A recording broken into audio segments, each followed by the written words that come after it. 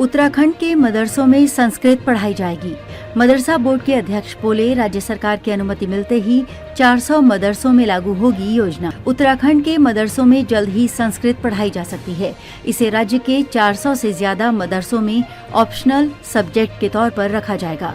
मदरसा board के अध्यक्ष मुफ्ती शमून ने गुरुवार को कहा कि हम इस योजना पर लंबे समय से काम कर रहे हैं। राज्य सरकार की अनुमति मिलते ही इसे लागू किया जाएगा।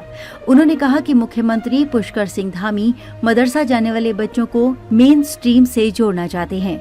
इसी को ध्यान में रखते हुए हमने ये योजना बनाई है। बोर्ड अध्यक्ष मुफ्ती शमून ने कहा कि एनसीईआरटी पाठ्यक्रम से मदरसों में लागू होने से इस साल बहुत अच्छे नतीजे सामने आए हैं। 96% से ज्यादा बच्चे पास हुए। इससे पता चलता है कि मदरसों में पढ़ने वाले छात्रों में प्रतिभा की कोई कमी नहीं है। मौका मिलने पर वो संस्कृत समेत सभी सब्जेक्ट में अच्छा प्रदर्शन कर सकते हैं। उन्होंने कहा कि अरबी और संस्कृत दोनों ही प्राचीन भाषाएं हैं। अगर मदरसा स्टूडेंट को अरबी के साथ संस्कृत भी पढ़ने का मौका मिलता है तो ये उनके लिए फायदेमंद होगा। उत्तराखंड वक्फ बोर्ड के अध्यक्ष शादाब शम्स ने भी कहा कि मदरसों में संस्कृत की पढ़ाई शुरू करना अच्छा होगा। हालांकि उन्होंने हैरानी जताई कि मदरसा बोर्ड को इसे लागू करने से कौन रोक रहा है।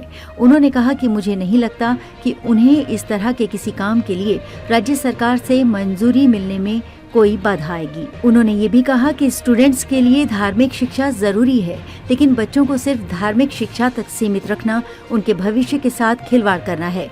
उन्होंने कहा कि मदरसे हर दिन धार्मिक शिक्षा के लिए 1 घंटा रख सकते हैं। पूरे दिन सिर्फ धार्मिक ग्रंथ पढ़ाने और उन्हें कुछ और नहीं सीखने देने से वो अपंग हो जाएंगे। इससे पहले 13 अक्टूबर को राष्ट्रीय बाल संरक्षण आयोग ने सभी राज्यों को लेटर लिखकर कहा है कि मदरसों को दिया जाने वाला फंड बंद कर देना चाहिए।